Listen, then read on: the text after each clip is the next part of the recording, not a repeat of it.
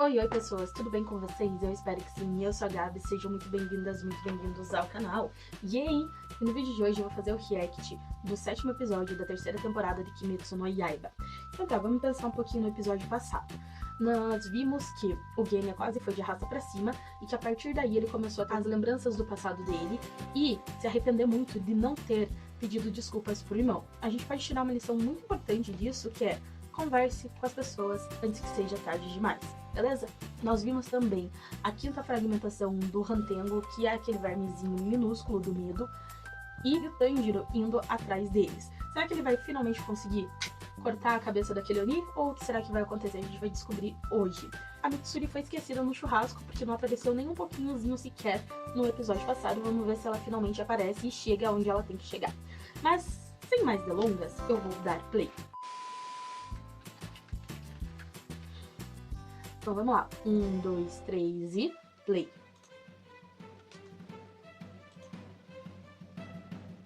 Ai, começou bem na hora.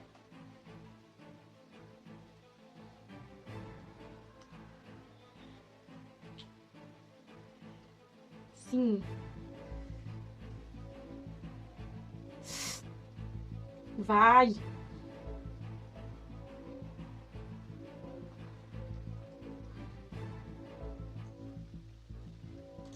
Episódio 7, vilão terrível. Deixa um pouco. Nossa.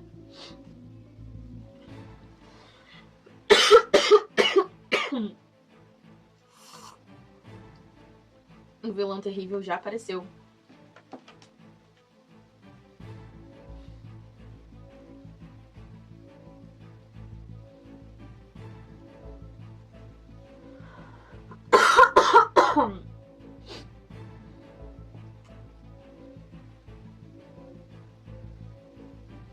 Ai, meu pai eterno.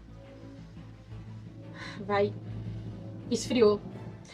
Eu falei várias vezes no episódio passado que a lâmina do Tanjiro tava esfriando. Não falei necessariamente esfriando, mas de fato esfriou. O sangue da Nezuko evaporou ali de tanta chama que saiu, então não vai ser o fim.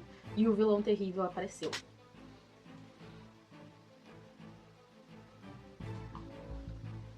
Vazar! Agora ele não tá mais tão rápido, porque a respiração do sol dá uma rapidez muito alta pro Tanjiro.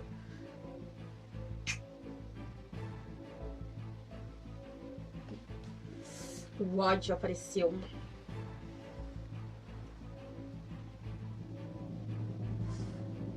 Então, enfim, a 6ª fragmentação apareceu.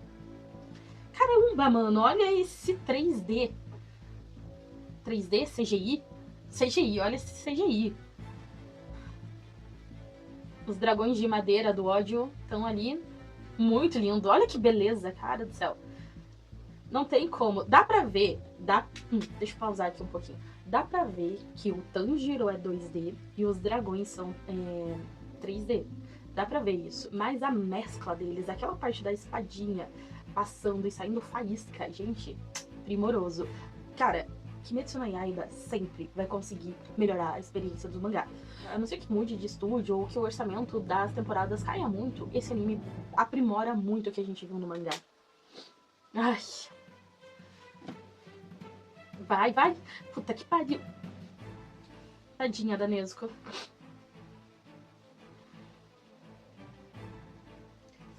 A regeneração dela é muito rápida, mas ainda assim... Tadinha. Será que ela regenerou o pé com a meia? Meia encardida nela. Não, ela regenerou só o pezinho. Sim, mas ainda assim essa regeneração é muito rápida. E faz tempo que ela não dorme.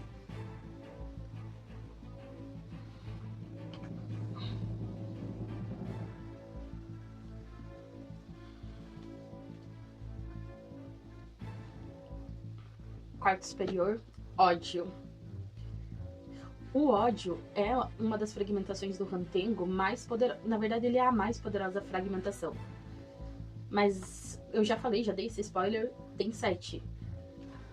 Então nós temos que ver o que mais vai surgir. E o ódio... Bom, eu vou esperar ver o que eles vão conversar aqui. Depois eu dou uma pausa pra gente conversar sobre a aparição desse ódio aqui.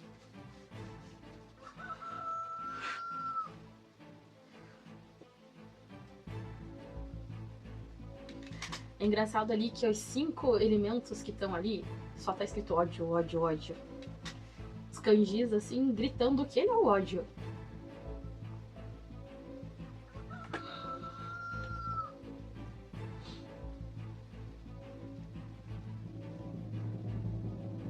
Foi o Genya que percebeu.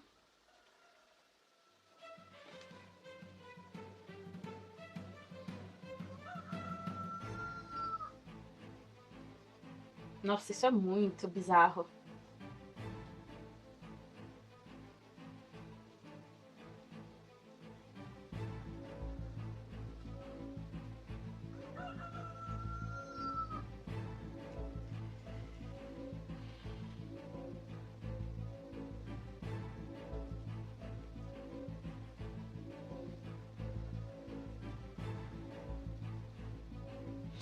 Existem diversas formas que o ódio pode nascer, né?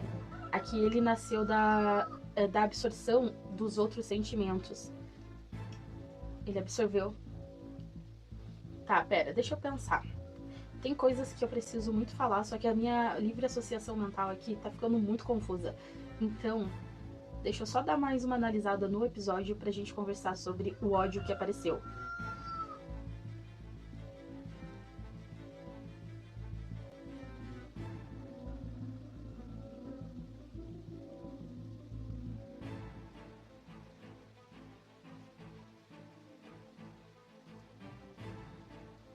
Nossa.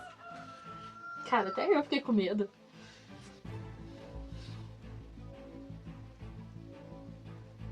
Ficou muito show. Nossa, ele ficou muito perfeito esse desenho. O desenho que eu digo traço, tá?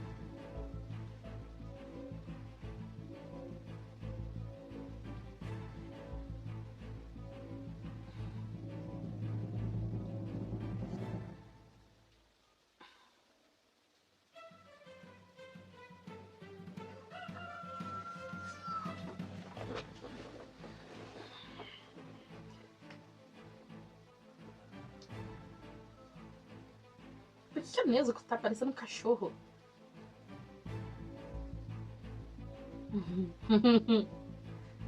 Isso é muita distorção da realidade, né? Ele chamar os outros de vilão terrível, sendo que ele é um Oni superior.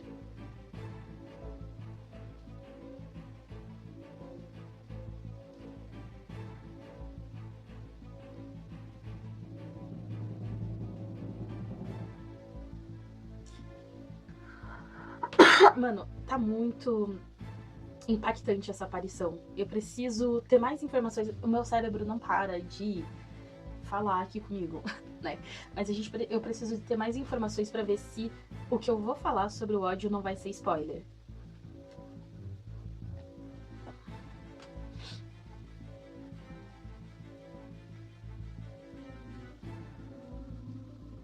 Parece um bebê no útero, né? Pequenininho, se protegendo em posição fetal, envolto a um casulo de madeira.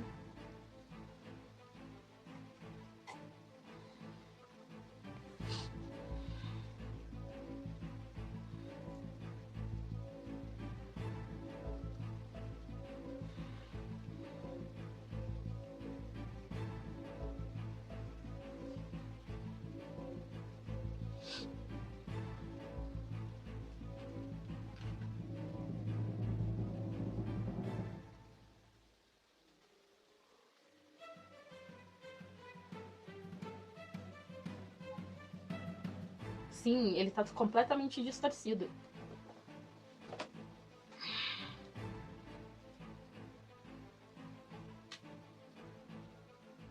Nossa, mano, parece uma hidra, o dragão de 5 cabeças. Tá, deixa eu fazer uma pausa aqui e tentar fazer a minha livre associação. O que é o ódio? O ódio nada mais é do que um afeto.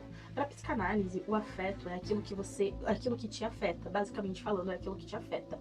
E o ódio, ele pode nascer de vários sentimentos. A gente viu aqui em Demon Slayer, nesse episódio, que o ódio nasceu a partir da raiva, absorvendo as outras emoções do Hantengo. Quem tá alegre não sente ódio. Quem tá sentindo prazer não sente ódio. Pra falar bem a verdade, eu não entendi qual é a do prazer aqui no Hantengo, mas enfim, é uma das fragmentações dele, né? Voltando pro ódio, quem sente prazer não sente ódio. Quem sente tristeza não sente ódio. Ele absorveu as duas emoções ali, a alegria e o prazer, de forma rápida e sem protesto. E na visão do Genya, e na nossa visão também, a única que tentou protestar contra essa forma violenta de se fundirem foi a tristeza. Porque a partir do momento que nós estamos tristes, nós conseguimos expurgar aquilo que nos faz mal. Se a gente for parar pra pensar em Divertidamente, aquele filme da Pixar, a tristeza era de suma importância para Riley conseguir superar os problemas que ela tinha na vida, que eram problemas muito impactantes para uma criança, que é a Riley, mas que ainda assim a falta de tristeza gerou uma grande apatia nela. Não criou o ódio, mas ainda assim gerou uma grande apatia. Então a tristeza, o fato da gente chorar por algo, de despejar aqueles sentimentos em lágrimas, faz com que a gente consiga entender o que está acontecendo e superar aquele obstáculo. Por isso que a tristeza ali foi a última a ser absorvida e foi aquela que tentou protestar contra o nascimento do ódio. E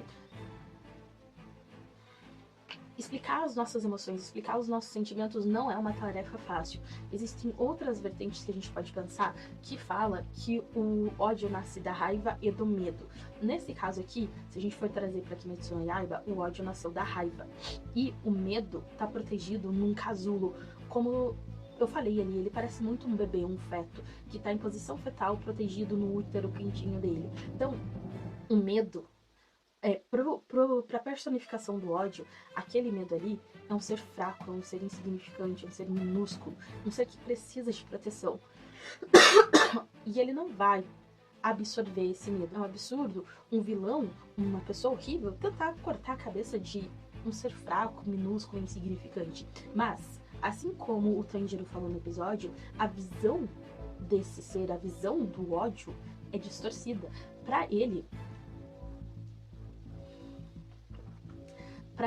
pessoas que atacam fracos são pessoas ruins. Mas ele é um Oni superior, então quantas pessoas ele não precisou devorar para se tornar um Oni superior? E perante o Oni, os seres humanos são fracos. Então então ele distorce a realidade para justificar, para dar um motivo para a existência do seu ódio. E pensando psicanaliticamente ainda, vamos voltar um pouquinho. A psicanálise fala que a cura vem pela palavra. Olhando pro ódio, pra existência desse ódio, o ódio vem através da frustração.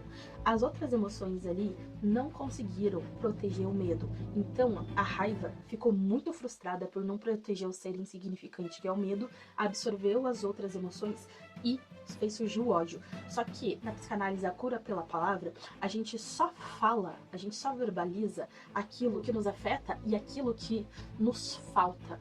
E o ódio ali, além de ser uma pura expressão de frustração, da raiva por não ter conseguido proteger o medo, ele tá falando bastante sobre aquilo que tá afetando ele. Parando pra pegar todas essas ideias pra me sintetizar aqui e continuar analisando, assistindo o episódio, o ódio aqui tá conversando com o Tanjiro sobre algo que afeta ele, mas que ao mesmo tempo está faltando nas ações dele. O que é? A compaixão, a empatia.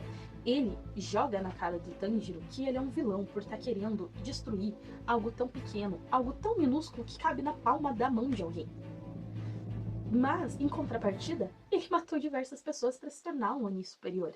Então, ele exige a compaixão do outro, ele fala de algo que falta para ele e que afeta ele, mas que ele mesmo não consegue fazer, porque, de novo, está faltando para ele a compaixão. Mas, ao mesmo tempo, ele quer que ele seja respeitado. A frustração dele de não conseguir proteger o medo é também uma frustração de que as pessoas não conseguem entender, não conseguem perceber que aquele ser é fraco e minúsculo. Uma mesma coisa que ele faz com as outras pessoas. Eu não sei se eu falo isso aqui, eu já falei que tem 7 fragmentações.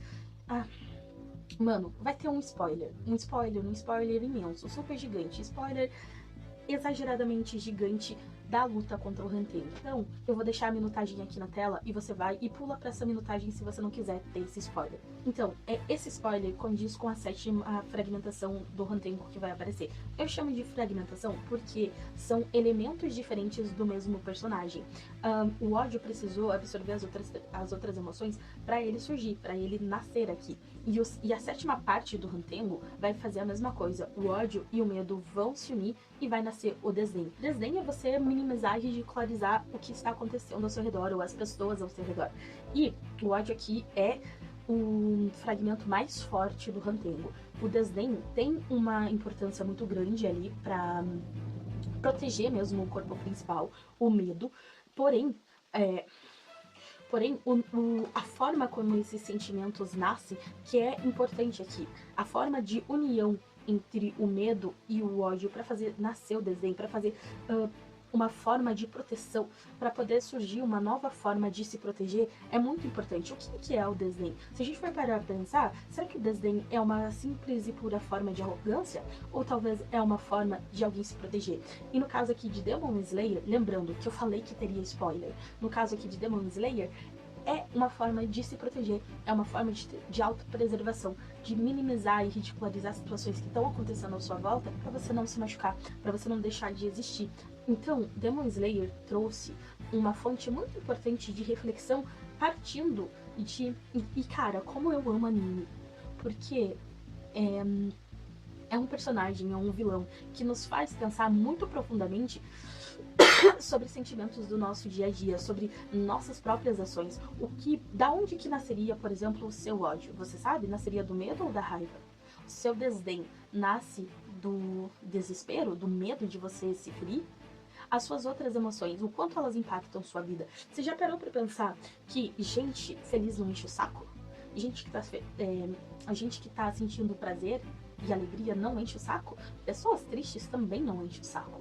Pessoas tristes estão lá chorando para superar para superar e tentar evoluir. Então, é muito bom. E, cara, eu não consigo expressar o quanto esse anime é excelente, o quanto trazer essa forma muito autoexplicativa aqui do nascimento do ódio é importante e impactante para nossa vida. Entender de onde nascem as nossas emoções e entender que essas emoções são fruto das nossas próprias frustrações, ou então dos nossos próprios afetos. Bom, enfim, eu vou voltar a assistir o episódio porque eu já falei demais e eu espero que você tenha compreendido pelo menos um pouquinho disso que eu tentei falar. Porque, de novo, eu fiz aqui as livres associações e não tem como explicar algo tão complexo quanto o nascimento do ódio só assistindo esse anime. Então, mas eu espero que você tenha entendido. Então vamos voltar aqui no play. Nossa, fiquei até sem voz de tanto que eu falei. Ai, Tokito.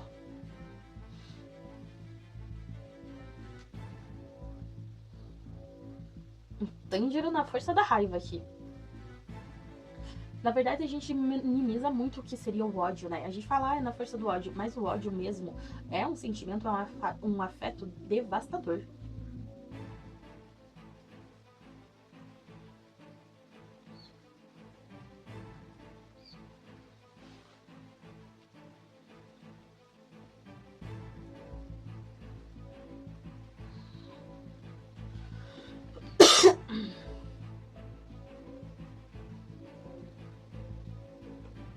Ó, hipocrisia. Eu falei, de novo, eu li o mangá, então eu sei do que aconteceu e eu avisei que teria spoiler naquela minha grande reflexão. O ódio aqui, ele é muito hipócrita, ele tem uma visão de mundo muito distorcida. Tipo, alguém das pessoas que eu comi fazia parte da sua família? Não, então não se preocupa com isso, sabe? E não é assim que as coisas funcionam. Sim, tipo, caguei se eram parentes ou não.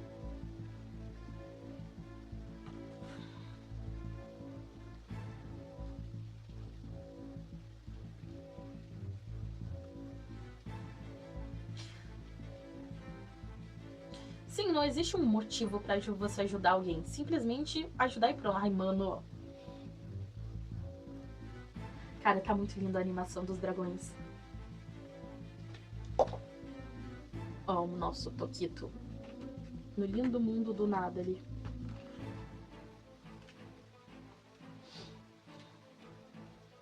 Cara, esses bracinhos do Gyoko são muito feios, né? Parece o bracinho de bebê bombado.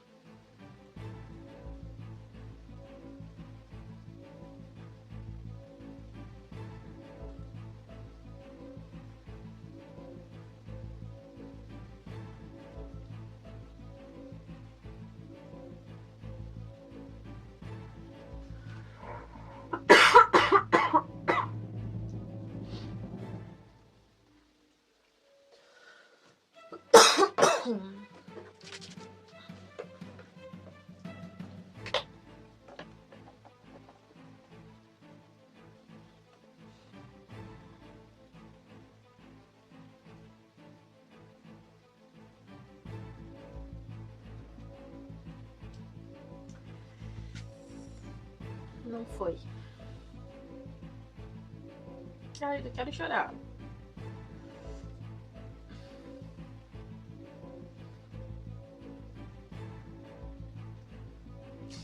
Ele não conseguiu furar, não só porque a técnica dele ali não tá sendo eficiente, a primeira forma da névoa, mas porque também a espada tá toda desgrenhada, né?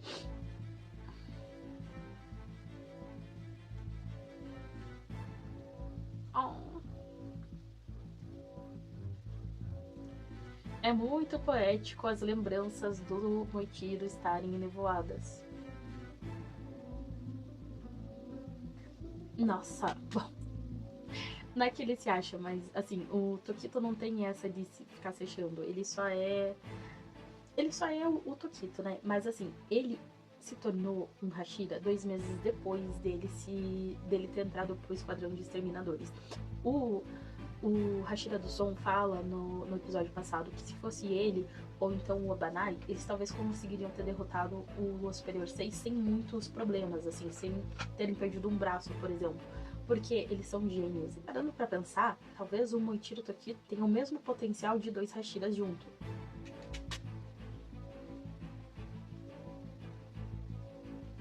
E se eu não me engano, ele tem uns 14 anos só, então ele é muito habilidoso.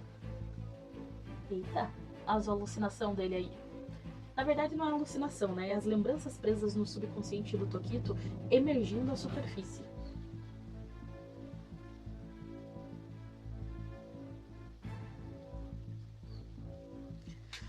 Se a gente vai parar pra pensar em psicanálise, porque hoje a psicanálise está enraizada no meu cérebro. O que o Tokito tá fazendo pode ser uma transferência. Ele tá transferindo lembranças, sentimentos que ele teve no passado pra persona do Tanjiro. Ele falou, o Tanjiro nunca falou isso pra ele. Então como que ele tá vendo o Tanjiro falar essas frases? Quem disse? Quem disse? Ah, e de novo, as pessoas aqui estão entrando em estado de quase morte para daí terem crises de consciência. Um lembra que tem que pedir desculpa pro irmão, o outro começa a lembrar de coisas há muito esquecidas. Vamos tentar lembrar das coisas antes de estar em situação de quase morte, por favor? E converse com as pessoas também antes de vocês estarem quase morrendo ou antes dessas pessoas morrerem. Ô, gente, vocês são ferreiros do esquadrão de exterminadores. Por que eles estão pegando lâminas comuns pra se proteger? Nossa, que desgraçado. É só as espadas arco-íris que serão efetivas contra os Onis. Eles bem que poderiam pegar uma outra espada pra tentar se defender de forma eficiente, né?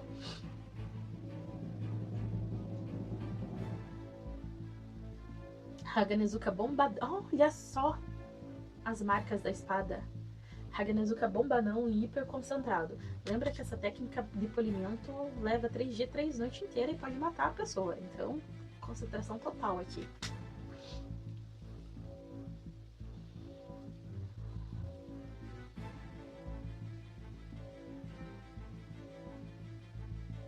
Sim. E deve ter uns 35?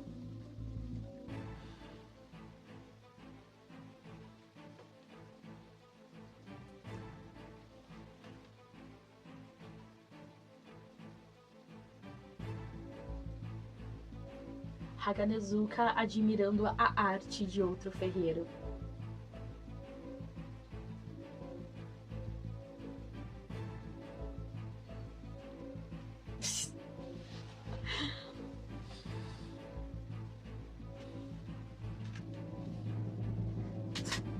falei concentração total, ele nem sequer notou a presença de um Oni superior. Eu falei isso, que os ferreiros são uma forma de artista, e o Haganezuka ali, por estar admirando um trabalho tão antigo, um trabalho tão focado, tão bem feito, e além da técnica suprema de polimento de espada dele, tá contemplando uma obra de arte muito importante, impactante, uma obra de arte que afeta muito a existência do próprio Haganezuka, porque a gente só fala daquilo que nos afeta, daquilo que nos importa, né? Então é isso que o Haganezuka tá fazendo ali. E Gyoko é um artista, ele produz os vasinhos, as obras de arte dele, e ele tá muito puto, porque ele em si, ele acha que também é uma obra de arte. Então, como que alguém tá tão concentrado em outra coisa que não tá percebendo a existência do próprio Gyoko ali? Eu falei, levantei do próprio Gyoko ali.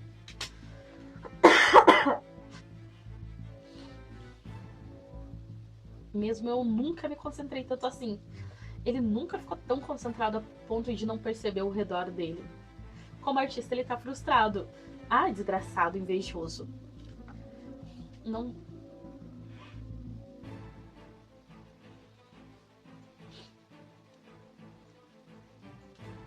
Ele continua ali.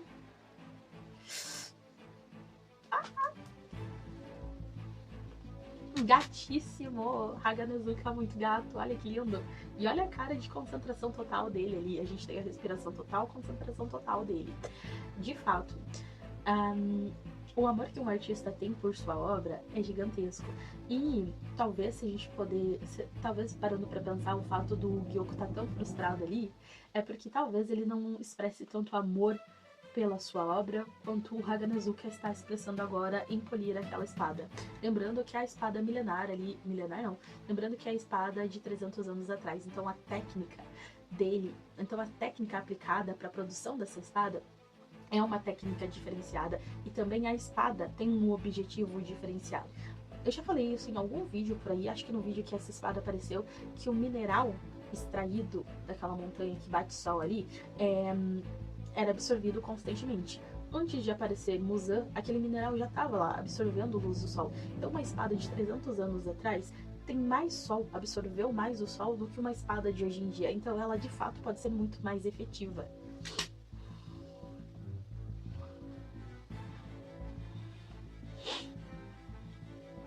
Esse homem é uma força da natureza. É o nosso querido Haganezuka. O amor dele pelas espadas é indescritível.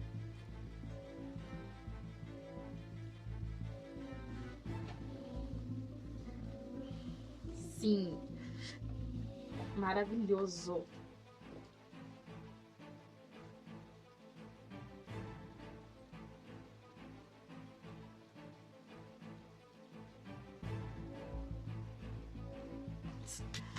Mano, é uma coisa bizarra aqui, porque ele tá com uma raivinha, talvez entrando no tema desse episódio, um ódio, uma invejinha, mas assim, ele não quer matar o Haganezuka. Ele quer destruir o trabalho dele. Ele quer que ele pare de fazer aquilo que ele tá fazendo pra dar atenção pra ele. E o cabelão dele, né? Haganezuka é gatíssimo. Ô, Tokito, ô, Nini.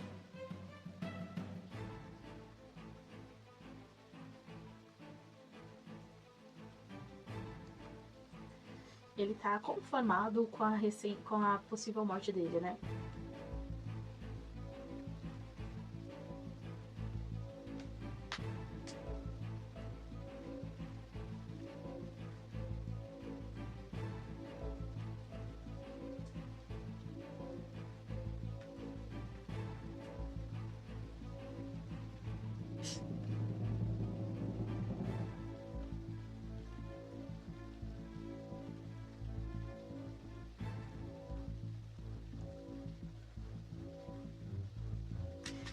Ai, não, esse episódio tá muito simbólico, muito interessante.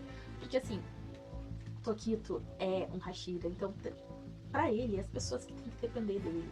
Como assim ele, um Hashira gêmeo que se tornou Hashira 2 meses após entrar pro esquadrão, vai determinar, vai precisar de ajuda de alguém?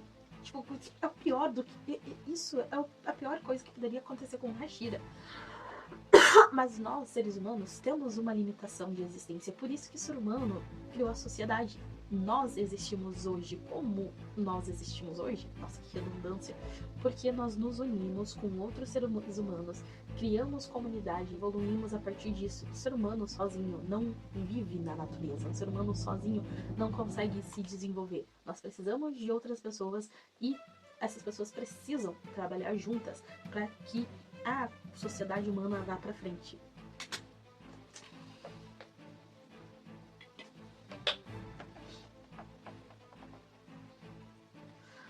Todo mundo é mais fraco que eu. Sim, ele é um Hashira, então tecnicamente ele tá no topo da hierarquia ali, mas ainda assim, um líder precisa de uma equipe para poder fazer com que tudo dê certo, para fazer com que as coisas funcionem e andem conforme o imaginado.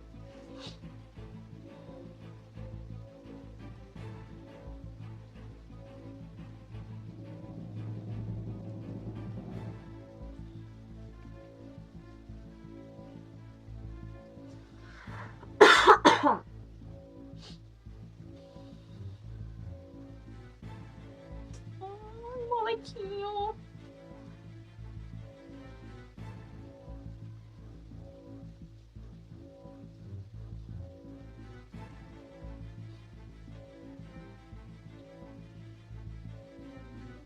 Ó, de novo, prioridades maiores do que eu. Tokito hierarquizava as coisas, não de propósito, mas é a forma como ele vê o mundo. E Tokito ainda tem esses resquícios que a gente pode ver disso, mas ele está evoluindo, ele está aprendendo e ele está principalmente lembrando do seu passado. Proteja certo do vilarejo.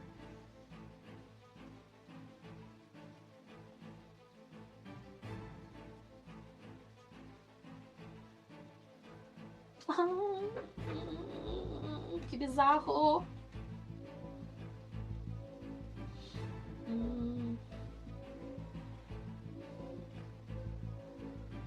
Ai, molequinho!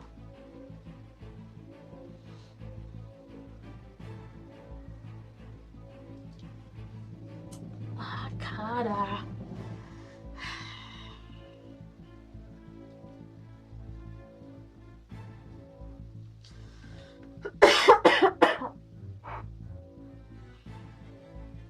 Lembrando que naquela época um ferimento assim na boca do estômago era de fato mortal, não tinha como curar, né? Mas vamos ver o que acontece. Ai. Cala a boca, Tokito. Deixa ele fazer. Deixa ele te ajudar, cacete.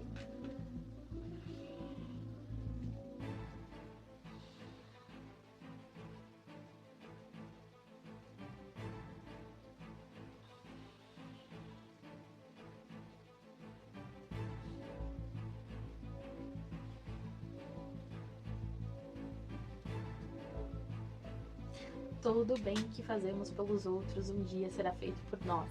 Se ele não tivesse salvado o molequinho Kotetsu naquela hora, ele não estaria recebendo ar agora. E não é só isso, né? Bom, vamos continuar aqui.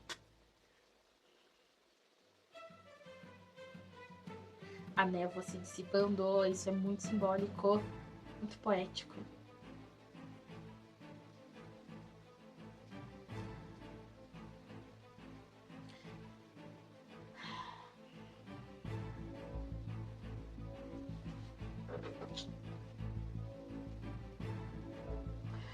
Ai, cara, eu já chorei tanto no episódio passado, não quero chorar de novo.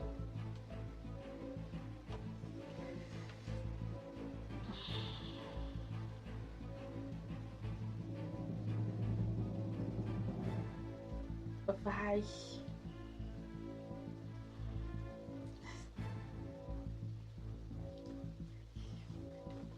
Gente, o pai do Tokito ali é a cara do Tokito e a cara do Tanjiro. É basicamente dizendo, olha só, eles são parentes, eles são parentes. Apesar da família Kamado não descender diretamente do Yorichi e do Kokushibo, eles têm um nível de parentesco ali que talvez tenha se personificado no próprio Tokito, talvez. Mas o Tokito é descendente direto ali do Kokushibo, né? Isso já foi falado no anime. Kokushibo ou do Yorichi. Já foi falado nessa temporada que o Tokito descende da principal carinha lá que usava a respiração do sol, que é o Yorichi. Mano, acabou assim? Bom, mas enfim, né? Tudo que eu precisava falar, eu falei durante o episódio. Espero que você tenha conseguido compreender o que eu tentei explicar. O que eu falei aqui foi basicamente o que o episódio me fez sentir e me fez expressar. Bom, mas é isso. De novo, a Mitsuri foi esquecida no churrasco e ela não apareceu mais nem um pouquinho. Mas eu acho que é isso, gente. Não tem mais muito o que falar. Muito obrigada por ter assistido até aqui. E se você não entendeu, deixa um comentário aí dizendo que entendeu, o que eu tentei falar. Se você não entendeu nada do que eu falei, também deixa um comentário, beleza? Muito obrigada por ter assistido até aqui. Curte, se inscreve no canal, ative o sininho de notificações e compartilhe esse vídeo. Um beijo e até a próxima. Tchau, tchau!